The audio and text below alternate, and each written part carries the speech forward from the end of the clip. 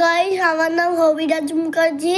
তো আমার fish chicken বানাচ্ছি, পুরো রেসিপিটা দেখবে। ওকে, দেখুন এই ক্রিসপি চিকেনের রেসিপিটা তৈরি করব। দেখুন এরকম পিসগুলো থাকবে, বড় বড় এরকম লেগ দিতে, লেগ পিস থাকবে। এবার দেবো ভিনিগার, এক ঢাকনা। এবার দেবো আদা রসুনের পেস্ট। আচ্ছা, এটা কি দিচ্ছ? আদা রসুনের পেস্ট। ওকে, এবারে দেবো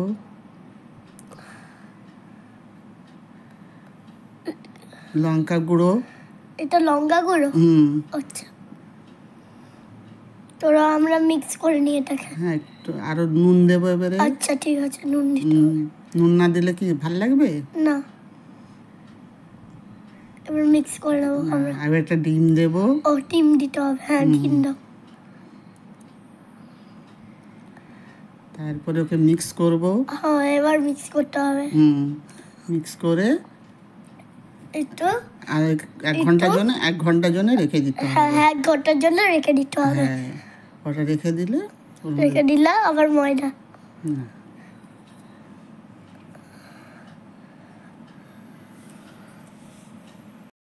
ময়দার একটা মিশ্রণ তৈরি করছি।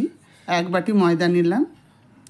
এবার অরিগানো দেবো 1 চামচ, 4 চামচে।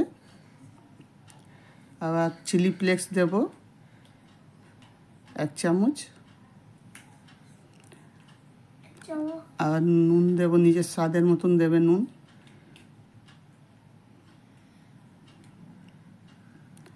এবার একটু গোলমরিচ দিতে হবে, একটু গোলমরিচ গুঁড়ো দিলে ভালো হয়। একটা বেকিং পাউডার দিলাম 1 ছোটো 4 চামচে। এবার গোলমরিচ গুঁড়োটা দিলাম।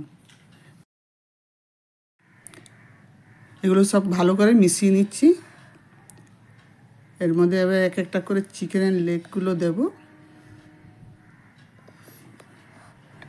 কড়াটা বসালাম, বসিয়ে তেল গরম হোক ততক্ষণ। এবার লেগগুলোকে নিয়ে এই ময়দাটার মধ্যে দেবো।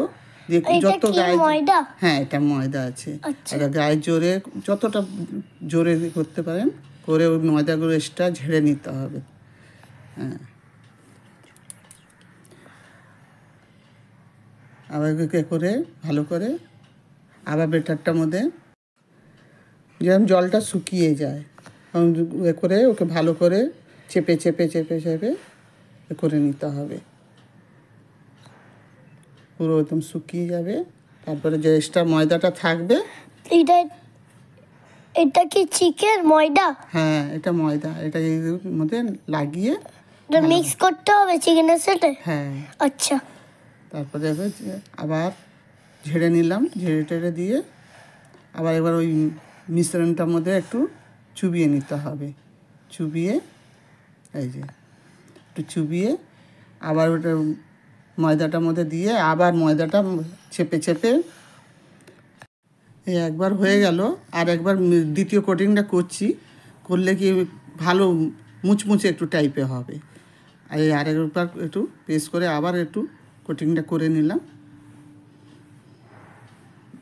ততক্ষণ এদিকে তেলটা একদম হালকা আঁচে রাখবে, বেশি জোর করবে না, যেন চিকেনটা আবার সেদ্ধ হবে। তো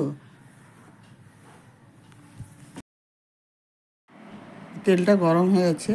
এবার এক একটা করে চিকেনগুলো দিয়ে দেবো। এবার তেল আঁচটা একদম হালকাই থাকবে, জোরে করবে না। এবার হালকা আঁচে আস্তে আস্তে উল্টে পাল্টে করে ভেজে নেবে, যেমন সেদ্ধ হয়ে যায়। জোরে দিলে কী হবে, উপরে কোটিংটা পুড়ে যাবে আর ভেতরে কাঁচা থেকে যাবে। এই জন্য একে হালকা আঁচে এরমভাবে ভেজে নিতে হবে।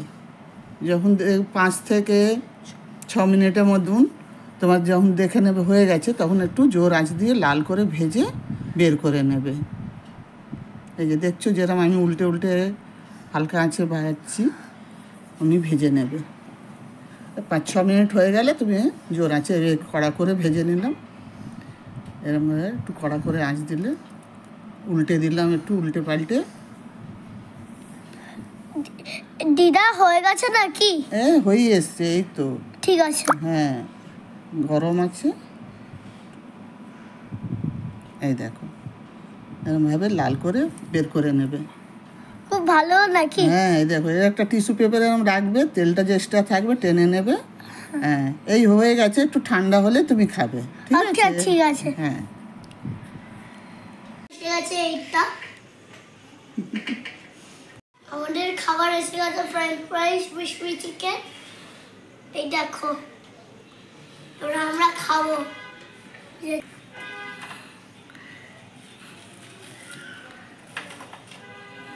ফ্রেঞ্চ ফ্রাইস ভালো হয়েছে। চিকেনটা খাও।